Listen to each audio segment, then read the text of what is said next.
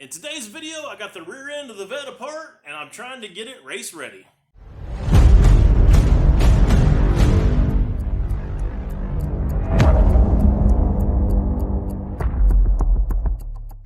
What's up guys, welcome back to the Hardcore Fab channel. On today's video, I'm going to catch you up on what we've been doing around the shop and why the back end of the Vette cart's all tore up. So it's February, it's Kansas. The weather outside really kind of sucks. We do get a day every great once in a while where you might get a day that's maybe 40 or so degrees outside, and I've had a couple of those this year. Got the car out of the shop, did a little bit of stuff, but I've probably only got about 20-25 miles on the darn thing as it sits right now. Which really sucks because I'm wanting nothing more than just to take this thing out and drive it and have some fun with it, but there's no racing or anything like that in my area right now anyways. The little bit of time that I did drive it, there was a rattling back there in the back, and I found that there's a sway bar link that was completely shot, so that was making a horrible racket. And then the last time that I had it out, it started making a little bit of noise on one of the rear U-joints, so I thought, well, we might as well just tear it all apart and address all of those. So that's what I'm doing now. Got it apart, getting ready to press out some joints, press in some new ones. So that brings me today with the car sitting here on the stands and half tore apart. So let me show you what we got going on there. Flip this around. All right, so this is what we got going on back here. This is that sway bar end link that I was telling you guys about. Obviously, wore clear the hell out. The back of these things are kind of different and neat. This here is a leaf spring, kind of like the style that they would put on an old Model T, Model A, stuff like that back in the day. It's just a buggy style spring that goes over and back for both sides, one spring. So that's kind of unique to these. Just got an arm there and a couple little trailing arms there that go up to that mount. And it's got a big drive shaft style axle that comes from up in there in the rear end. Can't really see it, it's kind of dark. Into the back side of that hub, and that's what drives the wheels. Speaking of which, got those axles out and I'm gonna push the joints out of those and clean them up and get those ready for some paint.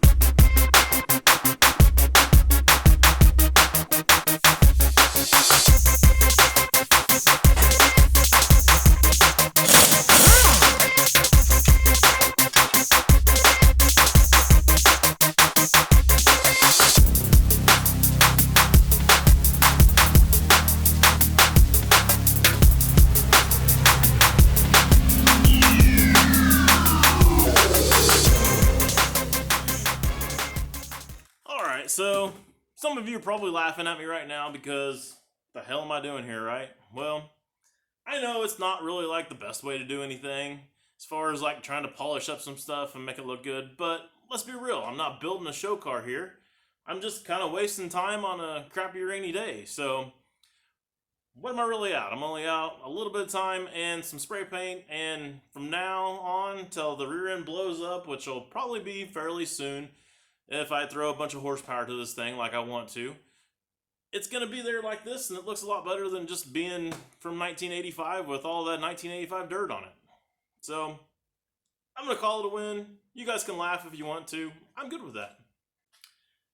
And I think these axles are hilarious. I think they're going to be great in the car. I'm showing you guys I'm not taking this whole thing super serious here, of course. So, they're going to be fun. I'm going to put them in the car as soon as I get the sway bar all buttoned up and some other stuff kind of cleaned up in that wheel well, and then hopefully in the next day or so we can take this thing for a spin and see what they look like.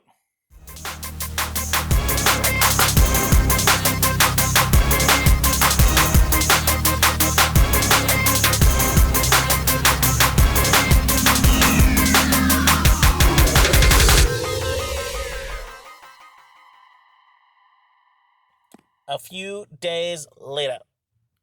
Wow, what a difference a few days makes in Kansas for as far as the weather goes. Today is beautiful, the sun is shining, and I've got the car out, kind of running it around a little bit, finally getting a chance to throw a few miles on it and see how many heads it turns when I roll around town, and I've got to tell you, it turns quite a few. But having that said, I'm going to show you guys kind of the final result on everything, and let's check it out, and you can tell me what you think. So right off the bat, I've got to say that these wheels look so much better on here now that you don't have a big rusty rotor on there and a dirty caliper. I think that's probably the biggest difference that most people will see. But you can see the drive shaft with the little barbershop pole paint on there, and that's kind of fun. And I got the bushings in there that I needed to on the sway bars, so that now that thing's not going to be back there rattling all over the place, and it should make it actually handle a little bit better if I get out onto like an autocross course or something like that. So that should be a good thing all in the end. But there it is. I think I'm going to call this done for the day because, you know, hey, it's nice out. I want to go drive the car. So I guess I'll holler at you guys later. See you next video.